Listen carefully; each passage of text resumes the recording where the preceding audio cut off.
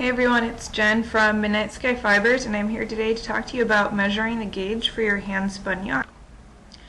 Next, how to measure handmade yarns that have different thicknesses. So single ply hand spun yarns that are smooth or thick and thin often alternate between thick and thin sections quite frequently, or you'll have a very smooth yarn all the way across, which is the occasional difference in thickness. These yarns are usually a single, but you can also get ones that vary in thickness quite a bit in plied yarns, which is one of the great parts of handspun yarns, is that they differ in thickness, and that makes a really nice, interesting texture when you're knitting with them. For single ply yarns, you're going to measure just as you would for any regular yarn.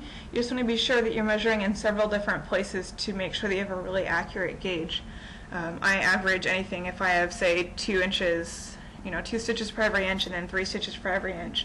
I would average it and I'd say, okay, well, my average is about 2.5 stitches per every inch.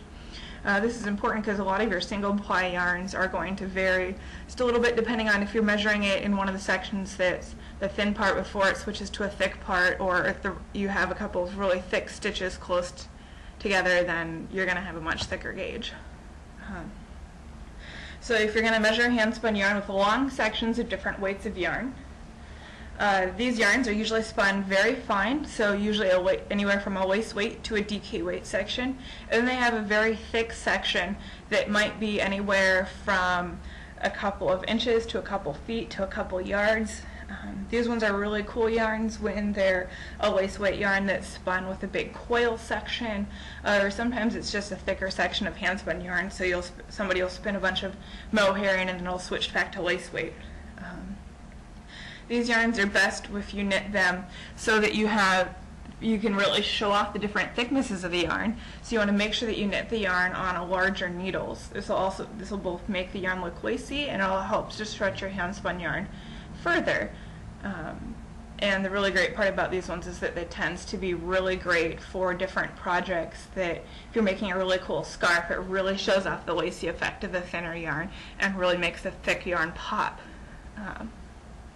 So when you're measuring the gauge of these yarns that have really big differences in thickness with really long sections, you want to make sure that you measure the gauge in both sections of the yarn if possible.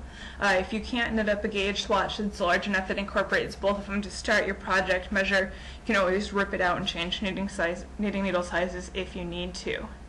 Depending on how long the stripes or the thicker the yarn is, you often want to use the gauge for the slightly smaller yarn when you knit it very loosely. And you want to make sure that you measure it when you're stretching it slightly.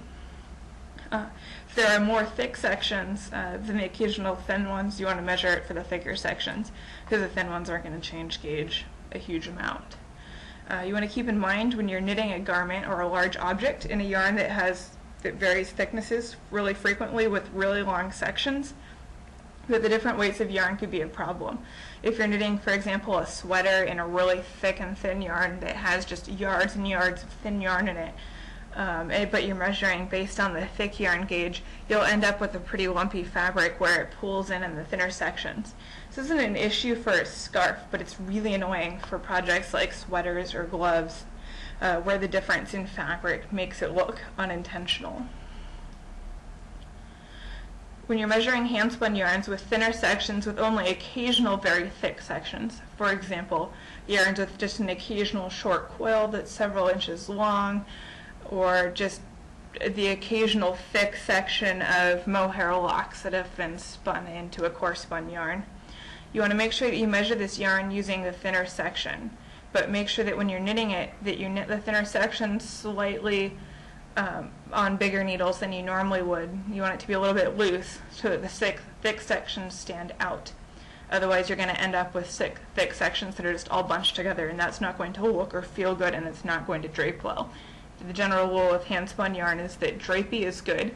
You don't want most projects to be so loose, for things in like a sweater, that you can see through them necessarily, depending on the project of course.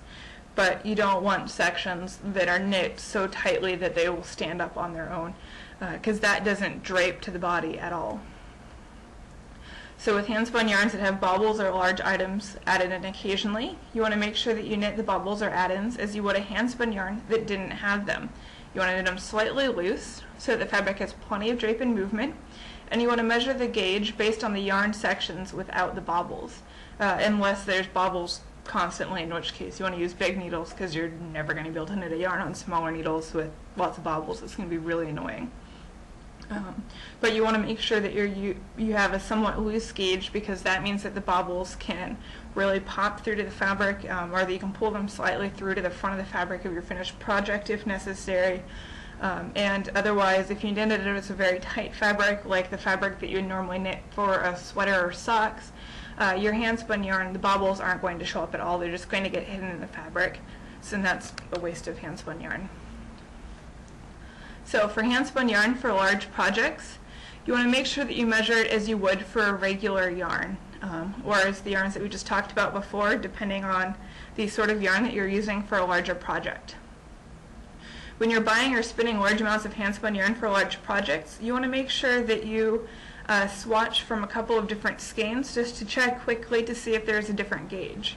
You also usually want to check and make sure that you are alternating every couple of rows as you're knitting, so that you can make sure that you're accounting for any difference in gauge and the dyes, since the dye tends to change just a little bit, even in 2 or 3 ply handspun yarns, just because of the nature of the beast for handspun yarn.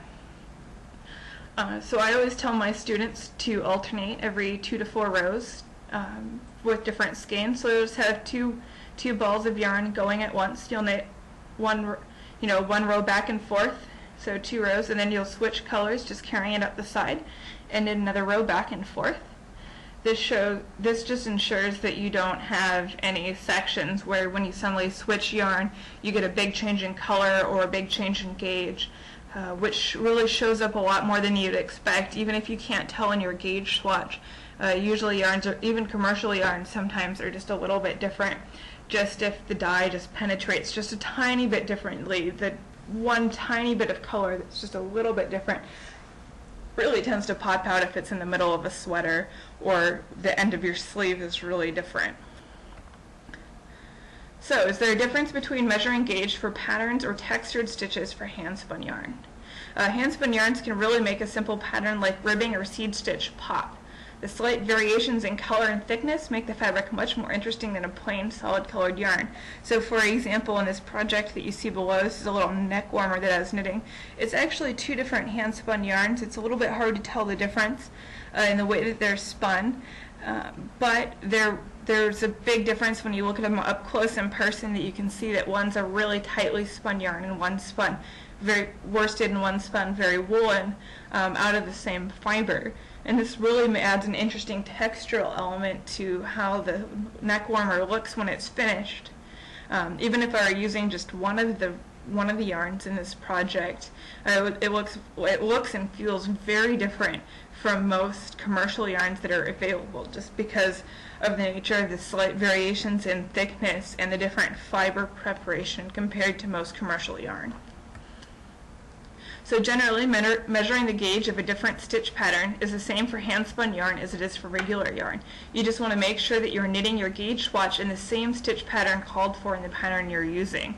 So the gauge will tell you it's 1 stitch per inch, or over 4 inches in stockinette stitch, or in ribbing, or in the lace pattern, and it'll tell you what lace pattern for the pattern that you're using, chart A or chart B, or it'll tell you if it's in color work. You want to make sure that you're measuring in that, because something like ribbing is going to be a very different gauge than if you're just knitting in stockinette stitch or in garter stitch.